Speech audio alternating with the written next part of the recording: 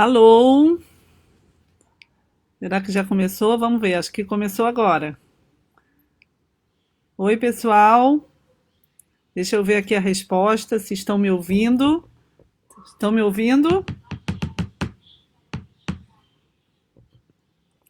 Bom, gente, então a gente vai falar sobre esse título, né? Negacionismo como forma de governo. Só estou esperando o retorno aqui para ver se o som tá tudo ok. É um pouco esquisita essa situação, porque eu estou, na verdade, falando aqui sozinha para a câmera. Espera aí que vão dar um retorno agora. Bom, então vamos começar.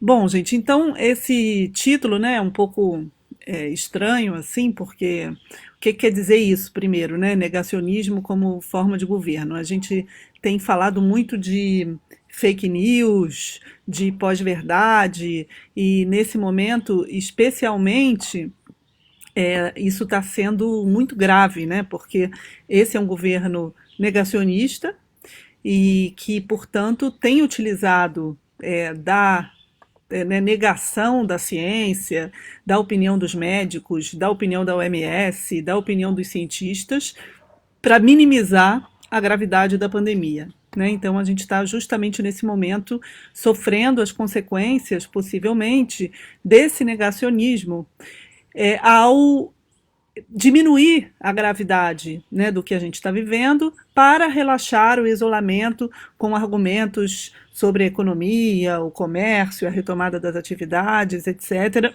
que podem ter consequências muito graves. Né? Depois a gente pode falar um pouco disso, mas para além desse fato, né, do que está acontecendo agora na conjuntura, eu queria aprofundar um pouco mais esse tema, porque, na verdade, nesse governo, o negacionismo não é só algo episódico, né, não é algo acessório, não é algo conjuntural, né? É algo estruturante. A gente viu esse governo, ele já se elegeu a partir de fake news, ele tem utilizado do negacionismo em vários momentos marcantes do governo, por exemplo, só para lembrar um desses episódios em relação ao desmatamento, às queimadas na Amazônia, né? Lembrando que o Ricardo Galvão foi demitido como diretor do INPE justamente por divulgar dados corretos sobre o desmatamento, o que mostra que o negacionismo é um pouco mais do que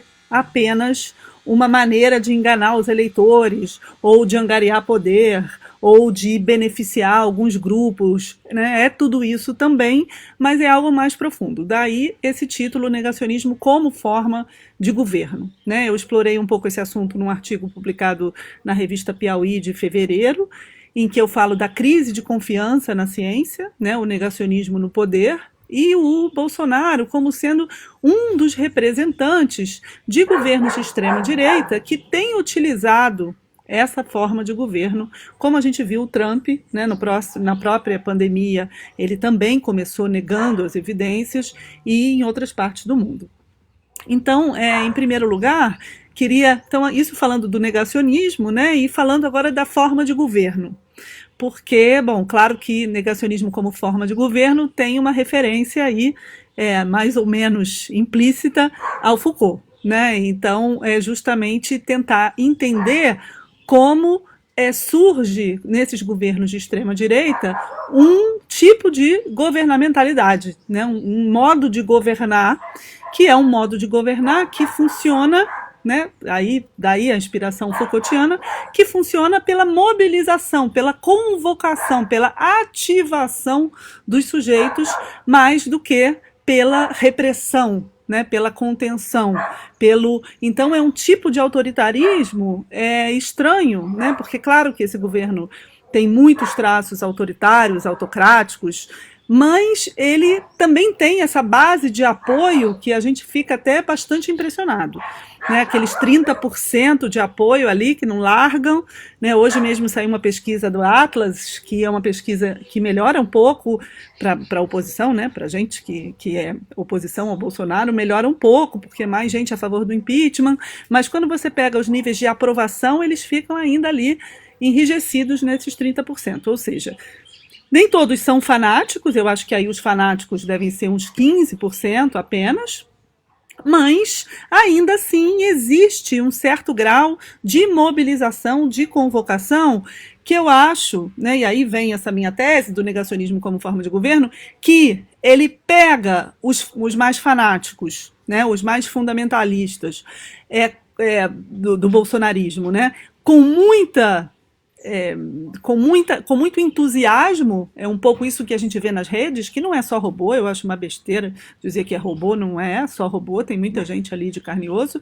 Esses são pegos com mais entusiasmo, mas ao mesmo tempo tem ali um meio, né? Tem ali tem até nas pesquisas um nome para isso, são os swingers, né? São as pessoas que estão meio para lá, meio para cá, que não se definem como bolsonaristas mais fanáticos, mas que apoiam, né? E que tendem a apoiar, a votar, a ser uma força eleitoral do bolsonarismo. Inclusive, né? Eu agora não estou vendo direito como traduzir, até porque tem uma cachorra latindo aqui, mas bom, coisas da quarentena. Mas são esses swingers, né, que são pessoas que já votaram no Lula e na Dilma, inclusive, e que agora estão nessa base de apoio do Bolsonaro. É um fenômeno aí que algumas pessoas, alguns cientistas políticos têm falado e que também funciona no caso do Trump, que é uma classe média, que é uma classe média trabalhadora, né? Ou seja, não é de jeito nenhum classe média alta, classe média do Leblon, nada disso, nenhuma dessas caricaturas que muitas vezes até a esquerda reforça um pouco, equivocadamente, eu acho. Não é uma classe média baixa, é uma classe média trabalhadora, e que já votou no Lula e na Dilma e que apoiou o Bolsonaro, né? São pessoas aí, inclusive na pesquisa de opinião que saiu hoje do Atlas, a gente vê que ele mantém muito apoio nessa faixa de renda entre 2 e 5 salários mínimos.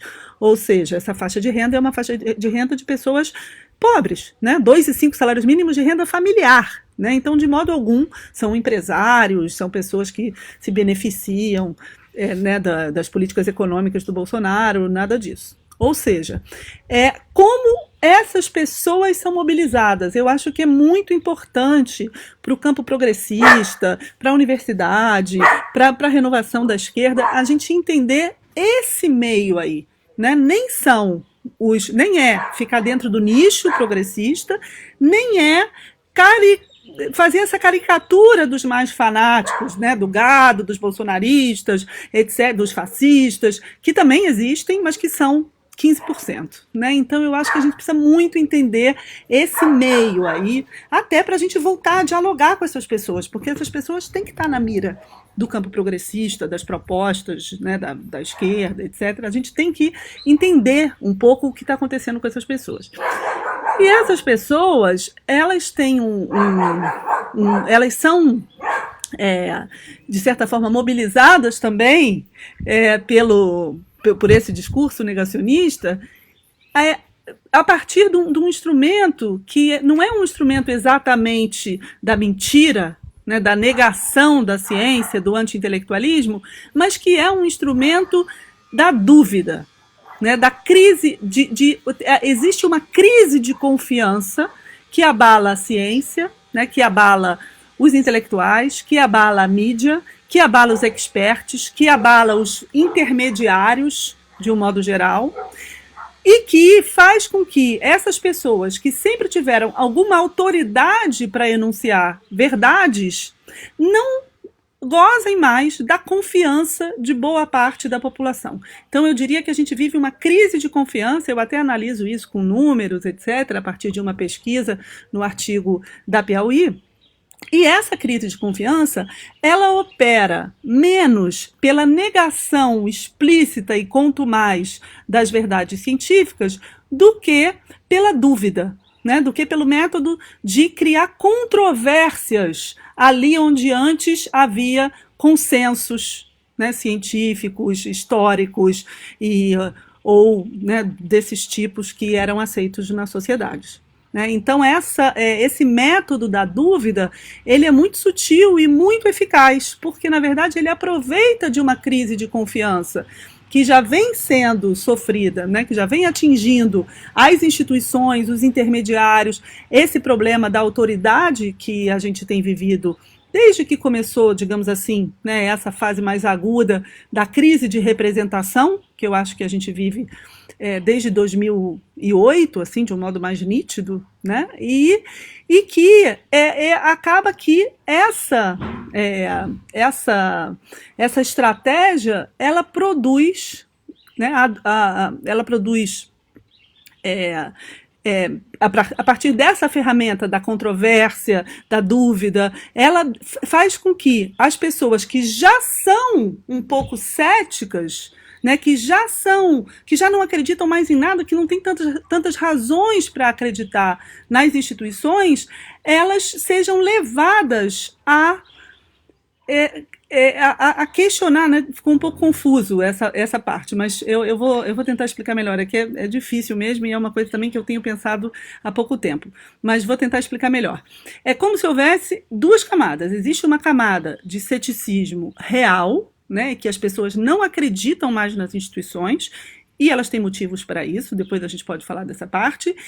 Então, o negacionismo, como ele se utiliza da estratégia do ceticismo, da produção da dúvida, existe um casamento entre essas duas coisas, né? Ou seja, aquelas pessoas que costumavam acreditar nos intermediários começam a desconfiar. Então, não é que necessariamente eles acreditem nas versões negacionistas, mas eles desconfiam e acabam incorporando da maneira que é melhor, né, e que vai trazer mais benefícios para a sua vida cotidiana. Então, esse caso agora da pandemia, eu acho que ficou muito evidente isso, porque não é bem que as pessoas acreditem no Bolsonaro quando ele diz que é uma gripezinha.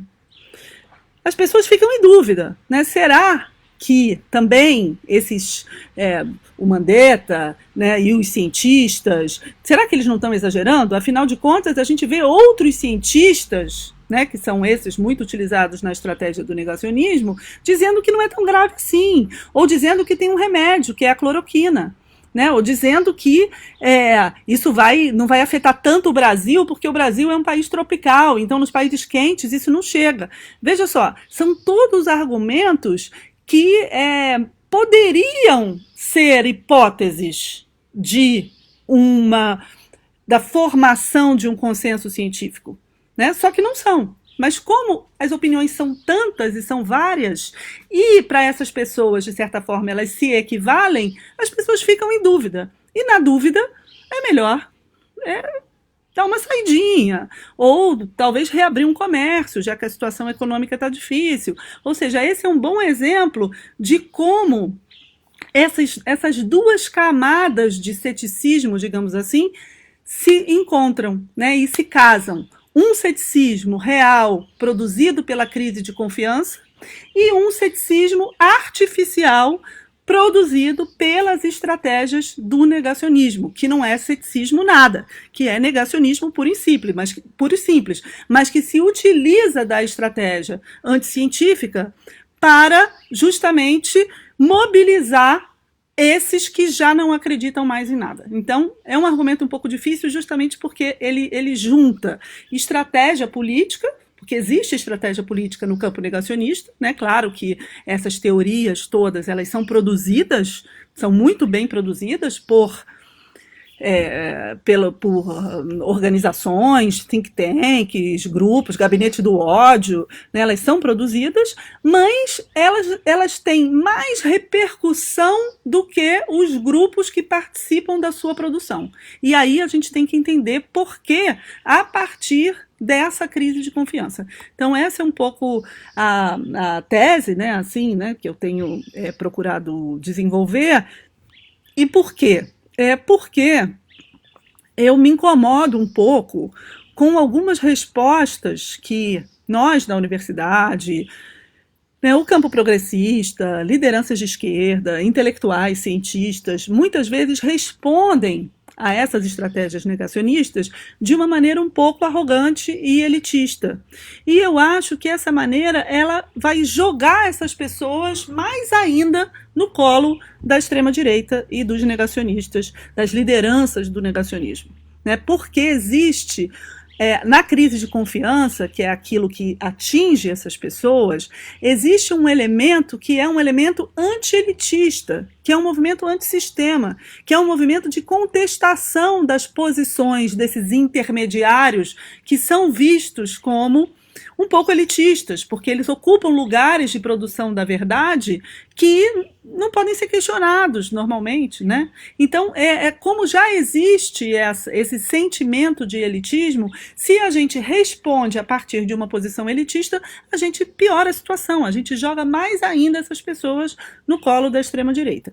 Então, eu acho que até para a gente pensar uma estratégia mais eficaz do ponto de vista político, mas também do ponto de vista científico e intelectual, a gente não pode simplesmente partir do princípio de que essas pessoas são ignorantes, são burras, são malucas, são gado, que é um pouco como a gente tem reagido aí nas redes sociais aos apoiadores, né, da extrema-direita. Então, eu acho que a gente precisa separar estrategicamente as lideranças, né? Claro que quando eu estou dizendo isso, eu não estou falando de Carlos Bolsonaro, Eduardo Bolsonaro, Olavo de Carvalho, Alan Terça Livre, nada disso, né? Esses caras estão de má fé mesmo, eles têm uma estratégia negacionista de conquista de poder, que é uma estratégia de poder mesmo, de poder político, tanto é que eles estão aí no governo, tanto é que eles demitem, né, pessoas como Ricardo Galvão, tanto é que eles embasam com o negacionismo estratégias de venda da Amazônia, de desmatamento, de apropriação das terras indígenas. Então, é terrível, não preciso nem dizer todos os exemplos, mas eu separo essas pessoas de um grupo mais amplo de apoiadores que não são apoiadores ferrenhos. Quando eu falo apoiadores, são, digamos assim, aqueles que votam, ou aqueles que não se opõem. Né? Não estou falando de quem vai em carreata negacionista, nem quem vai em ato pedindo intervenção militar. Não estou falando desses. Estou dizendo aqueles que estão olhando isso e não sabem muito bem em quem confiar, não sabem muito bem de que lado ir, não sabem em quem votar, né? Não sabem em quem acreditar. Eu acho que essas pessoas são essenciais, a gente não pode esquecer delas. Elas estão nessa faixa entre 2 e 5 salários mínimos, mesmo se for entre 2 e 10, não são pessoas ricas, são pessoas que devem ser a razão de ser dos nossos projetos. Né, dos nossos projetos, tanto de universidade, quanto de divulgação científica, quanto de organização da esquerda. Então, é um pouco essa minha hipótese, né? Acho que eu vou parar por aqui, falei 20 minutinhos, para a gente, então, ver as perguntas. Chegaram algumas perguntas aqui no Zap, eu leio, né? Vou ler essa daqui do Lucas, para começar. Né, o Lucas Pedretti falou aqui, vou começar pelo Lucas, que é meu amigo, que já aí é mais fácil. Ele falou assim: Tatiana, a mentira sempre foi utilizada na política. Qual a diferença do que ocorreu historicamente para o que vemos hoje com as fake news? Qual é a especificidade das fake news? Realmente, ela sempre foi usada, né? Fake news sempre teve, e utilizada com fins políticos. Eu acho que a especificidade hoje é que as redes sociais, elas tornam realmente essa figura do intermediário muito menos relevante. Né? Então, existe uma comunicação direta entre lideranças políticas e uma gama gigante de pessoas. Então, os intermediários, eles são mais desprezíveis, de certa forma. Né? Então, você pode fazer um curso online com o Olavo de Carvalho e o Olavo de Carvalho ser o grande formador de opinião. Não precisa que ele esteja numa universidade, não precisa que ele publique livro por uma grande editora, não precisa que ele seja corroborado pelos grandes meios de comunicação. Né? E você consegue isso por uma comunicação direta. Eu acho que essa comunicação direta é uma novidade trazida pelas redes sociais, que tem a ver, que corrobora esse fenômeno da eliminação dos intermediários, né? Agora aqui o áudio, Natália, é para eu botar o áudio para ouvir, né? Primeira pergunta, o Lucas Pedretti coloca assim: Tatiana, a mentira sempre foi utilizada na política. Qual a diferença do que ocorreu historicamente para o que vemos hoje com as fake news? Qual é a especificidade das fake news? Eu já respondi essa, vamos à próxima. Tatiana, pergunta do Paulo. É possível explicar a vitória do Bolsonaro apenas, entre aspas, a partir das redes sociais? Então, eu acho que não, né? Eu acho que a vitória do Bolsonaro, ela também se dá por essa crise de confiança, né?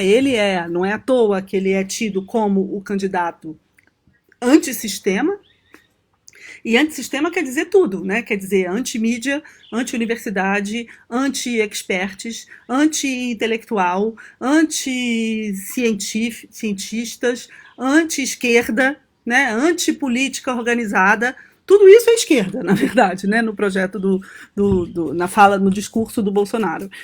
Agora, isso significa que ele explora de uma maneira negativa, obviamente, mas ele explora a crise de confiança de todo esse campo que eu citei aqui. Né? Então, a resposta desse campo tem que ser no sentido de resgatar a confiança, de ter projeto. Vou pegar o caso dos experts agora, para dar um outro exemplo.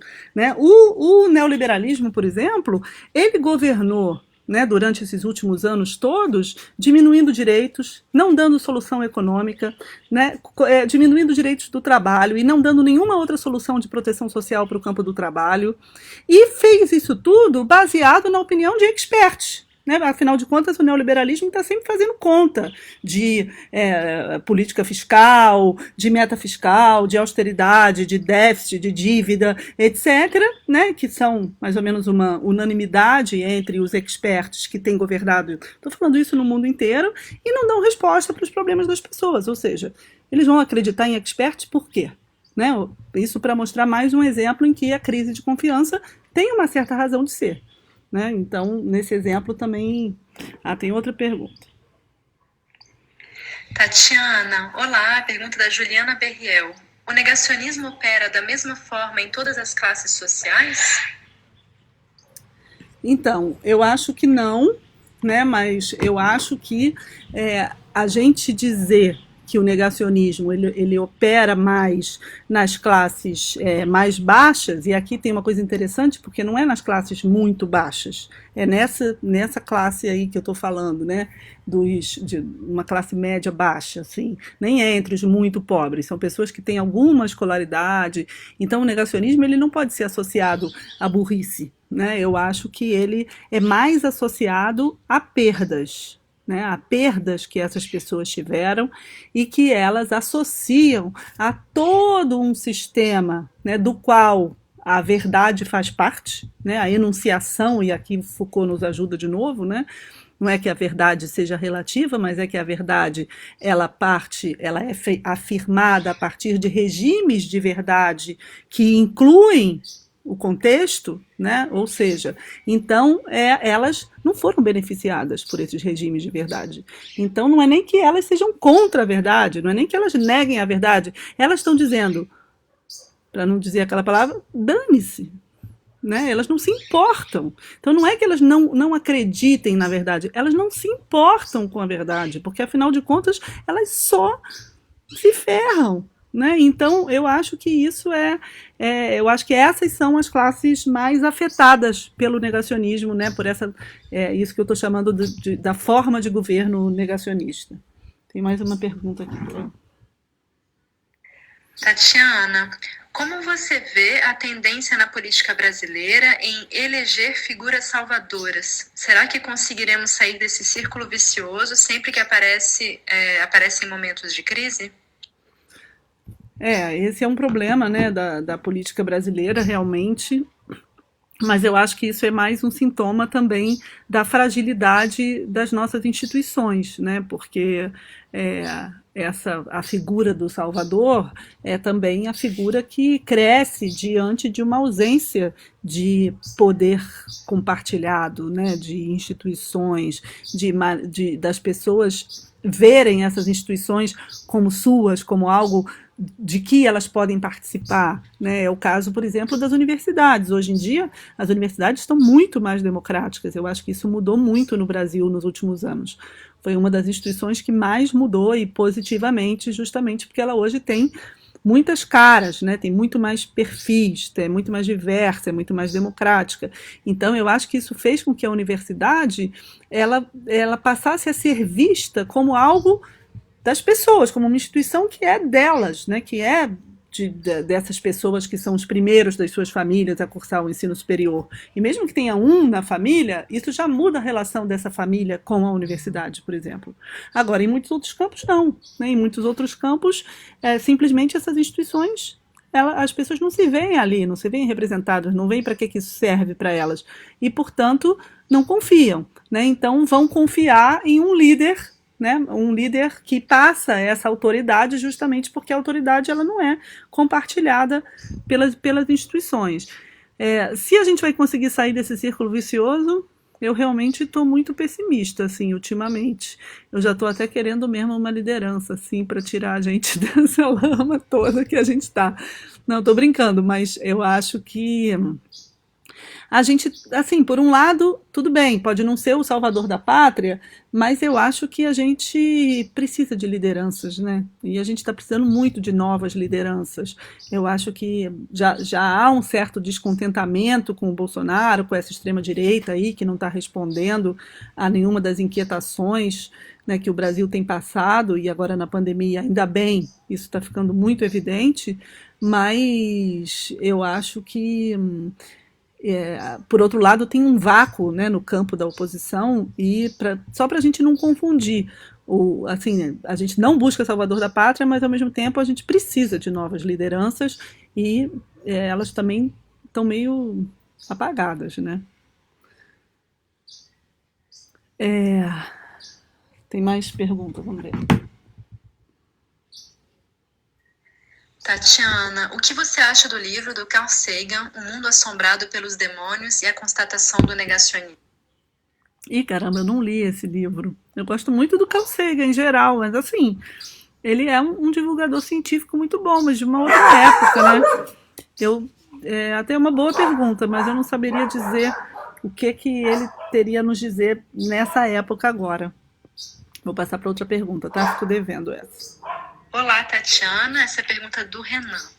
Como você vê a educação nessa relação do negacionismo e da distância da ciência com a população em geral? Olá, Tatiana. Essa é a pergunta do Renan. Como você vê a educação nessa relação do negacionismo e da distância da ciência com a população em geral? Então, eu acho que, por um lado, é claro que a gente tem que melhorar a educação, a gente tem que ter políticas, tem que ter investimento, né, na educação pública para todos, democrática. Agora, por outro lado, eu acho que essa não é uma boa resposta para a questão do negacionismo. Porque a gente tem visto aí pelas pesquisas, o negacionismo não é um fenômeno que afeta os menos educados, né? Mesmo os apoiadores mais ferrenhos do bolsonarismo não são os menos educados, né, não são os que têm menos educação formal. Então, eu acho que realmente a gente associar o negacionismo à ignorância, primeiro, ela deixa de fora, né, um grupo muito grande de pessoas que é um grupo importante para a gente pensar o fenômeno. Segundo, que ela reforça esses preconceitos, né, de que o negacionismo seria produto da ignorância, etc., que eu acho que não. Então, eu acho que é claro que a educação tem que melhorar, sempre. Mas eu não associaria essa reivindicação com a solução para o negacionismo. Outra pergunta. Mais uma pergunta do Lucas Pedretti. E afinal, como enfrentar as fake news? Coisas como as agências de checagem são suficientes? Ou é preciso disputar o imaginário de quem recebe e difunde as fake news? Exatamente, eu acho que as agências de checagem não são suficientes, eu acho que elas reforçam justamente essa visão de que a gente de que existe uma verdade e as pessoas não conhecem essa verdade. É a mesma coisa com a noção de desinformação, né, que está muito comentada também.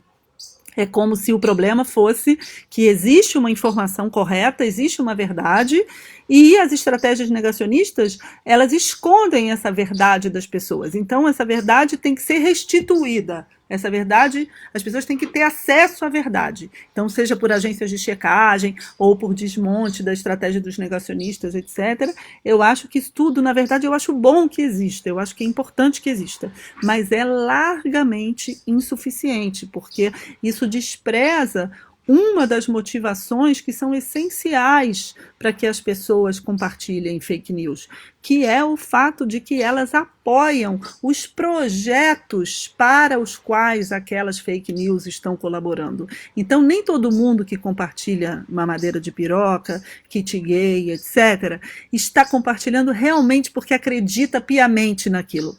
As pessoas, como eu falei, elas podem ficar em dúvida sobre a veracidade, mas elas compartilham porque aquilo corrobora um projeto político com o qual elas concordam, elas sabem disso. Então, quando se compartilha mamadeira de piroca, kit gay, a pessoa não está dizendo, o Haddad realmente distribuiu mamadeira de piroca.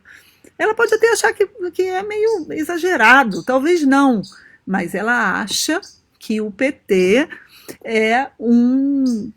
reforçaria um esquema, né, de poder nas escolas que incentiva o que elas chamam de ideologia de gênero e que vai tornar mais fácil para os filhos delas se tornarem gays ou trans, etc., e elas não querem isso.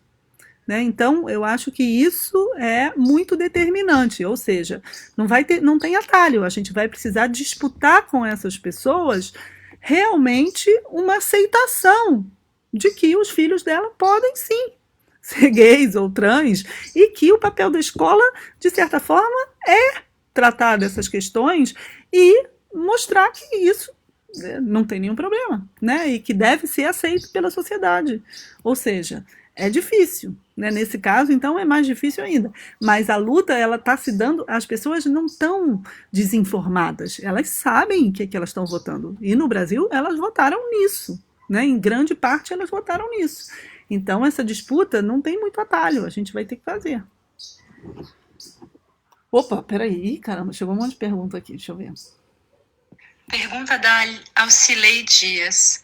Você não acha que a esquerda não está sabendo conversar com as camadas mais baixas? Ou seja, o discurso da esquerda não é muito elitista? Então, por um lado por outro lado, eu vou mudar de lado aqui, que aqui ficou meio escuro onde eu tô. Por um lado mas por outro lado, tem algumas agendas, como essa que eu falei,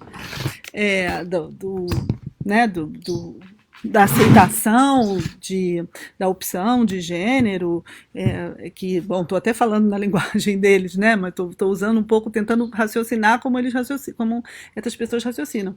Nesse caso, não tem muito jeito, Eu acho que a gente não pensa mesmo assim, Como é que a esquerda vai fazer nesse caso, por exemplo? Não pensa. Agora, por outro lado, eu acho que nas pautas econômicas, por exemplo, é preciso que a esquerda tenha um projeto muito mais nítido e factível para essas pessoas. E isso está faltando muito mesmo.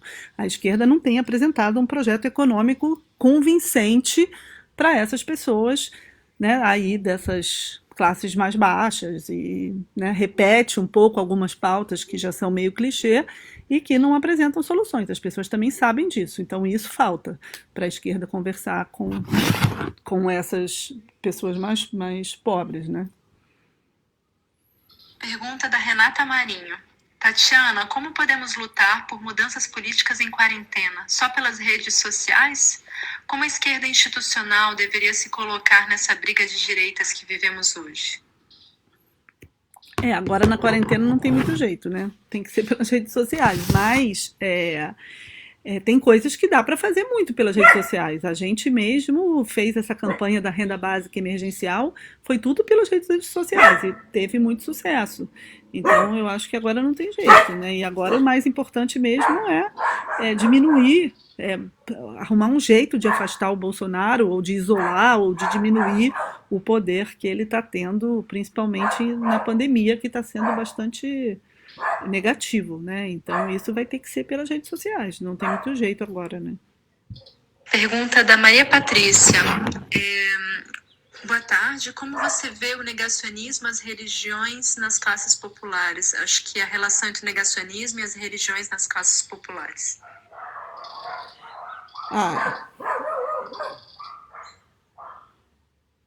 Então, eu acho que Isso é muito complexo realmente, né? Porque talvez esse seja o dado mais complexo.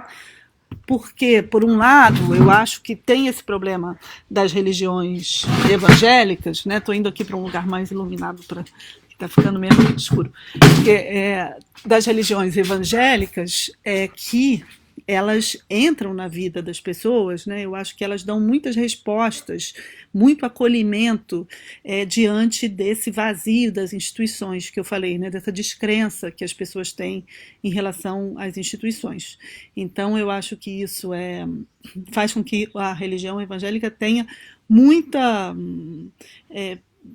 proeminência, né? Muita presença na vida das pessoas. Ela cria um certo pertencimento. E aí ela acaba reforçando uma série de preconceitos e medos, e, né, como esses que eu citei antes, e que é muito negativo, né? Então, é muito conservadora. Então, isso eu acho que é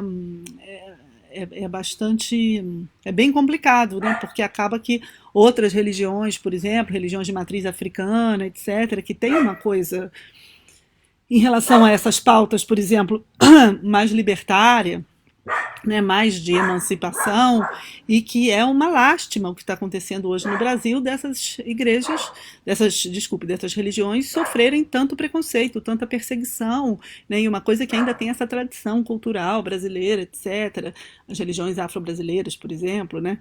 Então, eu acho que isso é bastante complicado, mas, mais uma vez, eu acho que talvez a solução seja reforçar as instituições e fazer com que essas pessoas não sejam jogadas nas mãos das igrejas apenas, né? Que afinal de contas é só quem olha por elas, né? Então é preciso que elas se sintam mais acolhidas por outras instituições, justamente para que a religião não tenha tanta influência na vida delas em tantos aspectos da vida, né? Se for só a fé, aí tudo bem, cada um tem a sua fé. O problema é que hoje a religião está ultrapassando muito o domínio da fé, né? Então, eu acho que tem a ver com isso. Gente, não sei se... Aqui, eu estou aqui procurando, mas eu esqueci o celular lá do outro lado. Espera aí que eu tenho que ver aqui as perguntas. Eu acho que acabaram então as perguntas, né? O que a gente faz? A gente encerra? Esse esquema aqui de eu falando sozinha e lendo as perguntas e respondendo, eu confesso que cansa um pouquinho, gente. Podemos? Fala alguma coisa aqui, Natália. Deixa eu ver aqui.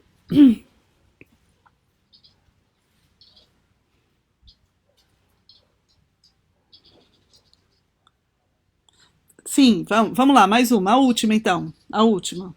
Vai.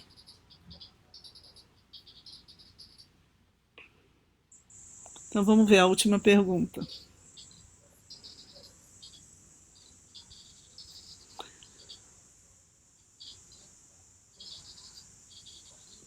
Essa coisa de quarentena é complicado, que a gente faz live o dia todo, fica no computador.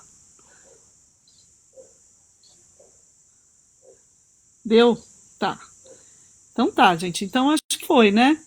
Qualquer coisa eu tô por aí, bom, quem assistiu aí, depois tem lá a minha página, Tatiana Roque, tem um comentário aí com o endereço da página pra gente ficar em contato. Eu tô sempre postando coisas lá e podem se comunicar comigo também no inbox bom, achei super legal, assim, muito boa aqui a página, a iniciativa de vocês, as perguntas excelentes, foi muito boa essa interação. Só é um pouco esquisito esse esquema que eu fico aqui muito sozinha, mas bacana. Peraí, acho que tem mais uma, é isso? A pergunta da Elizabeth: a rejeição de alguns católicos em relação ao Papa entra na categoria do negacionismo?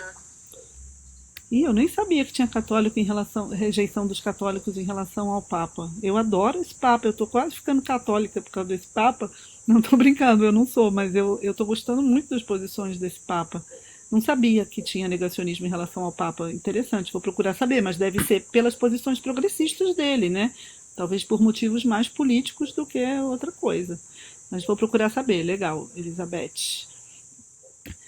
Então tá, gente, a paisagem aqui, alguém falou aqui que a paisagem tá ótima. É, eu tô aqui numa casa, ainda bem, né, com um jardinzinho. Então tá, gente, então continuamos, tá? Foi um prazerzão. Qualquer coisa, vão lá na minha página, não é o perfil, tá? É a página, Tatiana Roque, aqui no Facebook mesmo. Tem o link aí, eu vou botar também um comentário aqui com o link, e aí curtam lá pra gente ficar em contato. Tá bom, gente? Valeu. Obrigada.